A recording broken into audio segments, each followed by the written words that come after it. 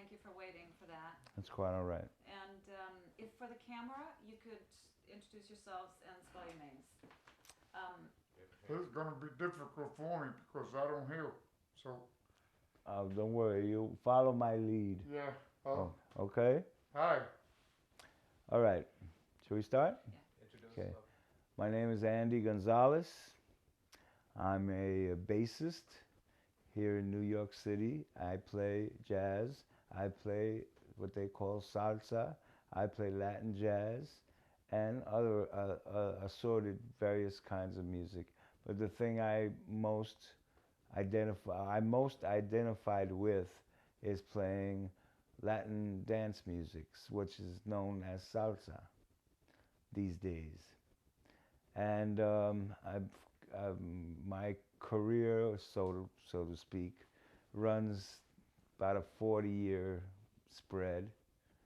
I started when I was very young, and here I am. Now, this gentleman here, this is Manny Oquendo, Right. and he is. We started a band together 33 years ago, and we still have that band, and that band is called Libre. And well, you can talk about how long you've been playing. Well, I started when I was 16. I originally played on the doors, on the cars. I had a little drum, Indian drum. That's how I started playing timbales or percussion. Uh, from this was in New York, El Barrio. Now his career, since he started playing professionally, is 60 years. So you know, I mean, he's got quite a history under his belt. So So by the time that we moved to the Bronx, I already had an idea. I was still going to school, and I always had like an idea of getting the drums or timbales, I should say. I did get a set of drums. You saw that picture before. In fact, those were the first drums that I had: a bass drum, a tom tom, a snare drum, and timbales. Uh, so by 16, I was already starting to play with different bands, not established bands like the other bands that I played after Marcelino Guerra, Jose Curbelo, yeah, those are Pupi Campo. really established bands that were playing Yeah, on the these scene, dance bands. I did play with a band named Charlie Valero. That was the first band that I played with. And that was also the first band that he recorded with. Yeah, right. And this is in the mid 40s. And from then on, I went on and kept on until Tito Puente was at the Navy, and he started playing when cuando lo dejaron, ¿cómo se dice? When he was out of the Navy. Oh, when he left the Navy after World Yeah, War II. he started playing Sundays. I didn't play at that time with his group, but he started playing at. I met him when he was first. They had a dance at the Manhattan Center, and that's where I met Tito Puente. He used to play with Machito's band. He sat in. They released him from the Navy, Yeah. and that's the first time we met. I used to know the timbalero Ubaldo Nieto of Machito's drummer. Yeah. See, what happened was that Tito Puente was drafted into the Navy. Yeah. So the Machito band needed another drummer. So they hired the drummer named Ubaldo Nieto. Right. Who He replaced him. and he stayed being Machito's drummer for about 30 years or so. You know, so when Tito Puente came out of the service, he came back thinking he was going to get his job back, but no, they decided to stay with the new guy, you know, because he was just great drummers. But I mean, we're talking about great drummers, all of them, you know. In those days, there was quite a few good ones, you know.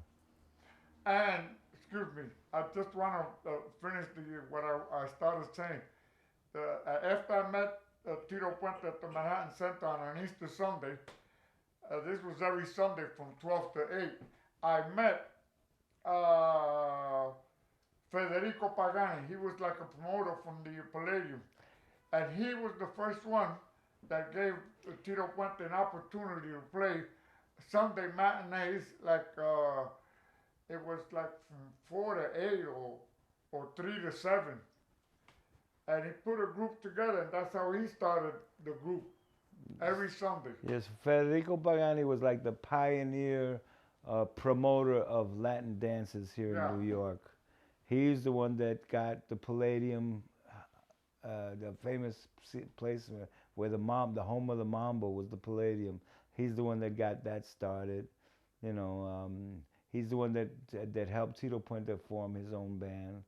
He's the one that got Machito exposed to a bigger audience.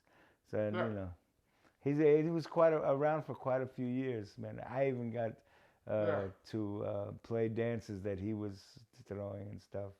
Years later. Do you know why the Tito Rodriguez and Tito Puente they played with Jose Curbelo's band, both of them at the same time. Yeah.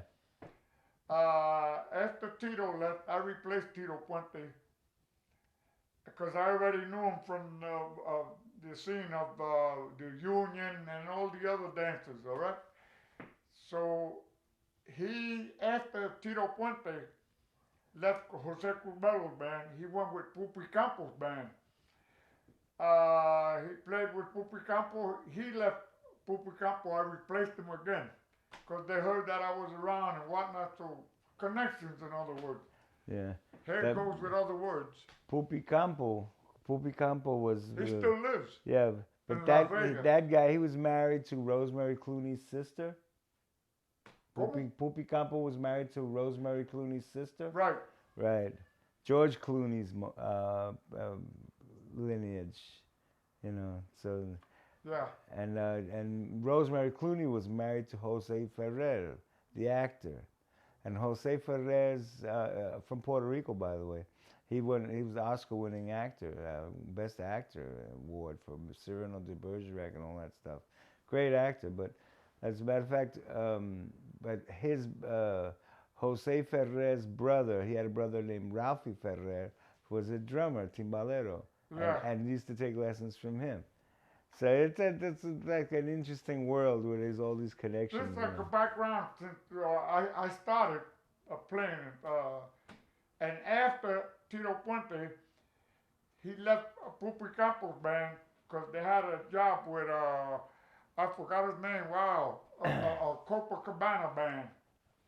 Oh yeah, it was a Brazilian band. Yeah. Yeah, but that's not important. What's important? Well, that's how he got a connection to the Palladium. Right. But then there's something else that happened too. While he was working with smaller bands, he was working with a band that was, the name of the band was Marcelino Guerra Orchestra. And that band was around like 46, 47. But with the interesting thing that happened, Marcelino Guerra had disbanded his band to form a new band because he got a job at the place called the Martinique. And the Martinique was a very famous kind of place, but they didn't allow black people. They frowned on black bands. So they made him disband his band, and he had to form a whole new band of white musicians.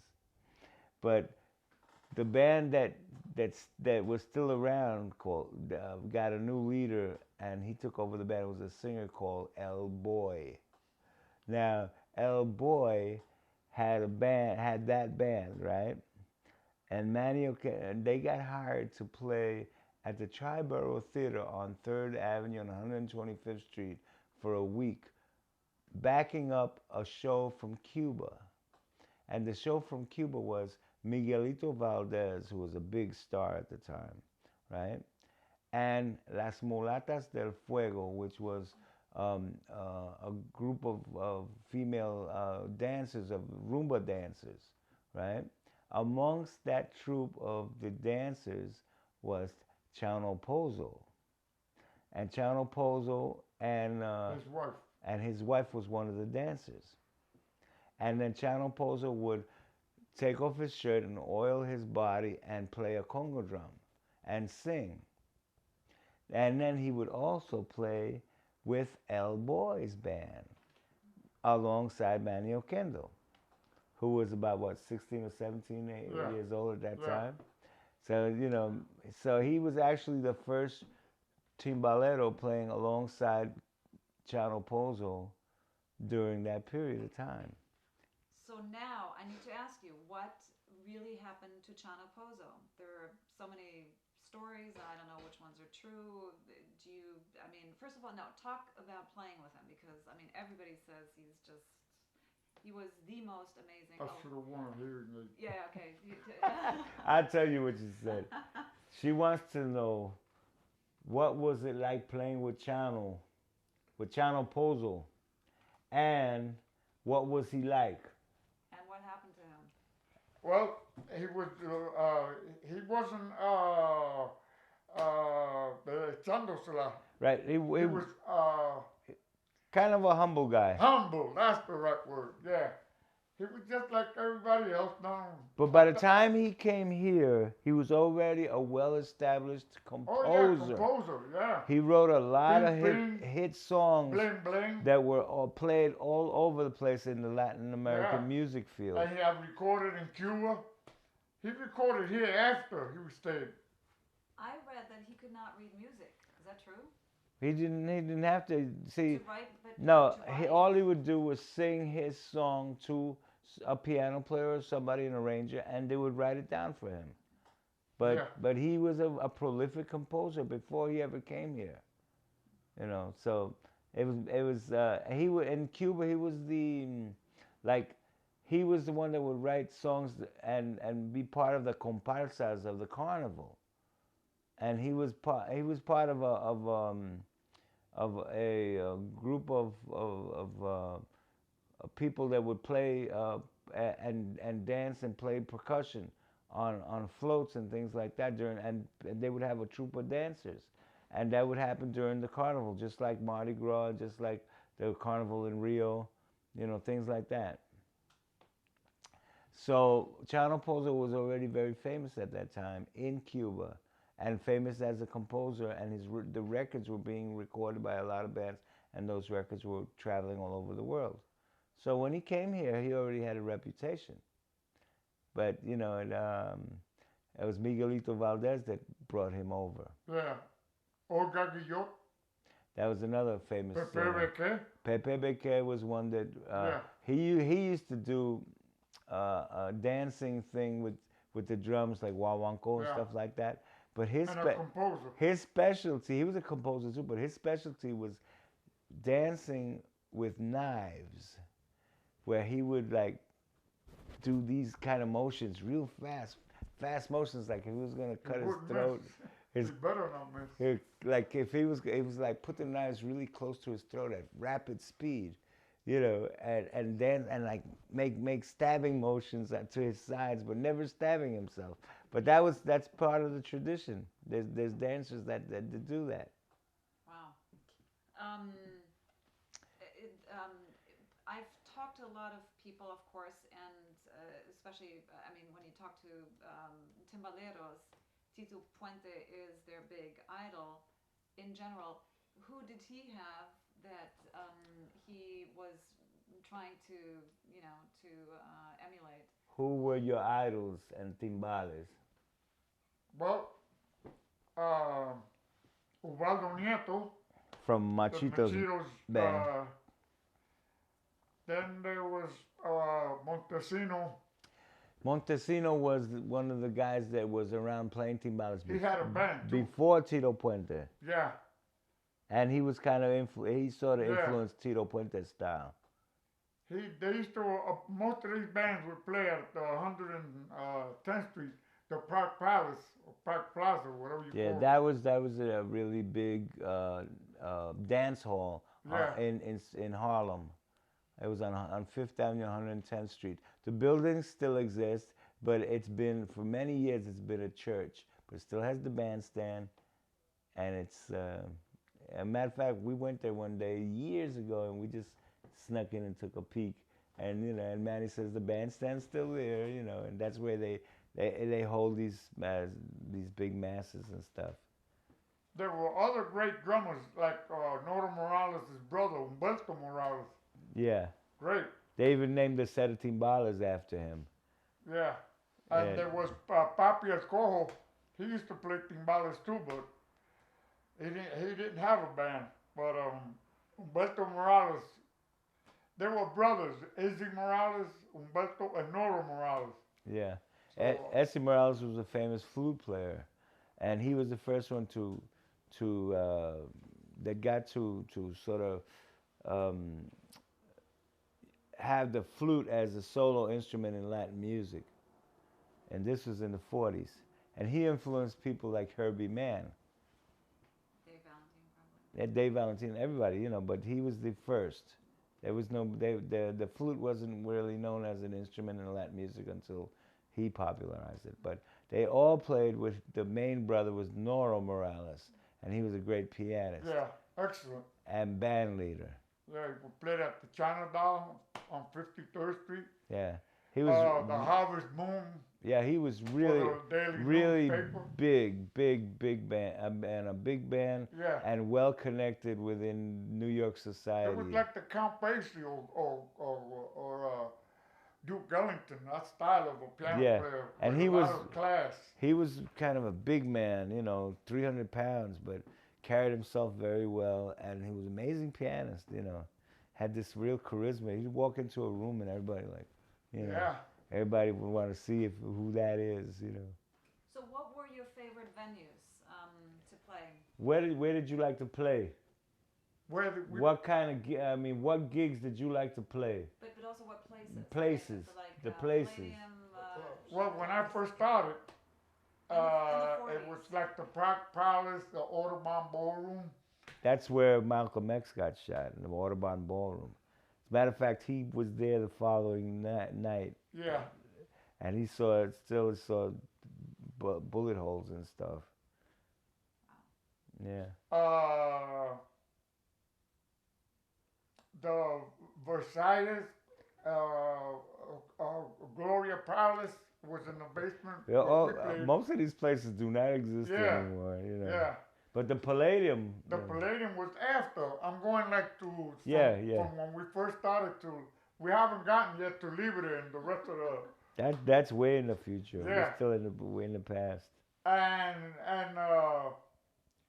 the scale, the union scale was $12 and $16 or $20 for Saturday. And that was to play what, 3 sets of music? Yeah. Yeah. But $12 and that, in 1940s, with inflation, it's probably up to about what they make now in the clubs, Yeah, like La Conga or Birdland, where it was before. Yeah. They had a scale. I'm talking about musically and money-wise. Even the Palladium, it was 4 days, and the scale was $64. Wow, that was murder. For all 4 days? Yeah. Wow. That's what it was. Yeah, but then what did you pay for rent in your apartment in those days? $39. I lived in Kelly Street, 972. It was $5 to get on the subway. Oh, no, 5 cents. Daily News 5 was 2 cents. cents.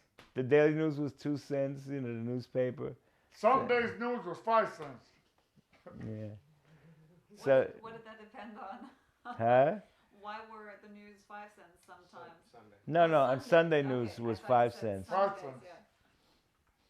So that's what I remember about that time of the Palladium, and the Audubon Ballroom, and the Plaza. There was other little clubs around, but they didn't pay that much. And I'm talking about $12 or $16. Yeah. The Lincoln Square, they had a dance. Yeah, there was over by where Lincoln Center is in that area. Yeah, there was a ballroom there. There was a lot of ballrooms. A lot of those have disappeared. Why? Just economics and. They had an arena too. yeah, it's Where just the Lincoln Square was, I don't remember the name now. yeah. But there, I mean, there was in every borough there was big dance halls. Yeah, Nice old dance halls, wood floors, and nice stages and stuff like that. Some of them still sort of exist, and some of them were turned into daycare centers and into different venues. No longer, because the whole scene for dancing has changed quite a bit. Now people, when they go dancing, they really go downtown. They go down to Manhattan. I mean, they're small now. Now the scene in the Bronx for any kind of music entertainment is small little restaurants and little small venues, bars and things like that. So But does that affect bands like yours? well, now the bands that play in these places are usually small bands, quartets, quintets, but nothing major. The major bands play in maybe in the summertime in big festivals here in the Bronx, but no there's very few places that hire like full bands here in the Bronx anymore. Or maybe in Lehman College they do concerts, and host those community colleges they do concerts. You know, that's how we get to play in those venues. But we have to go. We go downtown to play in dances nowadays, like SOBs and stuff like that. We used to play the Village Gate a lot. So the Palladium. Do you know why it closed? Why did it close? ¿Cómo? Why did the Palladium close? They, someone bought the property and they had one of these big buildings. Yeah, they tore down the original Yeah. building and they built an office building. Right. But the real reason. Well, That was sad. he was there the night that the Palladium got busted. There was these detectives that were eyeing the place, and they sort of had a raid. They had a raid at the Palladium, right? They had a what? A raid. A raid. That's what Right. you call it. Yeah. And so everybody's on the dance floor, and they made everybody stand away from the dance floor. And what they saw on the dance floor was everybody threw all their drugs on the floor. Yeah, there's little things of drugs, little tin foils and whatnot, all on the floor, and everybody's to the side, right? So I don't know who was playing. Who was But playing? that wasn't why it closed. No, It closed but- because they bought the property. No, but they did take They did lose the license. the liquor license, Yeah. but the place remained open, and Yeah. you just couldn't drink. They renovated. They changed the bandstand. They did a whole lot of. But they continued and it kept going. Yeah, It didn't stop. he actually played the last dance. With Eddie Palmieri, at Tito Rodriguez, who was the other Gran band? Combo. El Combo, right? There you El go. Gran Combo. Yeah. Yeah. Those were the last bands that played there. I heard that the bands were playing and playing and playing and playing because they knew. No, wait a minute. If they raided the place, how could they have known that it was the last night? I heard No, something it's that- just I mean, No, those were two the different things. place lasted years after that raid, Okay. but then they the lost last their night- liquor license. Right. But Yeah. they continued to be open. They just Yeah. couldn't serve liquor, and they kept on having dances until they lost their lease because somebody was buying the whole property to tear it down and build a new skyscraper or office building. But you're saying he was there the last night. He was there on which the I very would last. love for him to talk about a little bit how what I heard was that the bands, each band took over immediately because they knew as soon as they would stop playing, No, it's just No, wasn't no. that It right? was just everybody knew this was going to be the last night of music. They had a special bill, three great bands, and it was like continuous music until the time when they would close, and that was it, the last night. And everybody was very nostalgic about it, and everybody because the place was the mecca for dancing. That was the place where everybody went. And imagine you had regulars going there for over 20 years, and then all of a sudden, the venue was disappearing, But some of the dancers are still around, and they show up at different places. Yeah. Um, you're still playing. The dancers that you saw in the 40s and 50s, how are they different from the dancers today? Wow. That knocked my, Como porque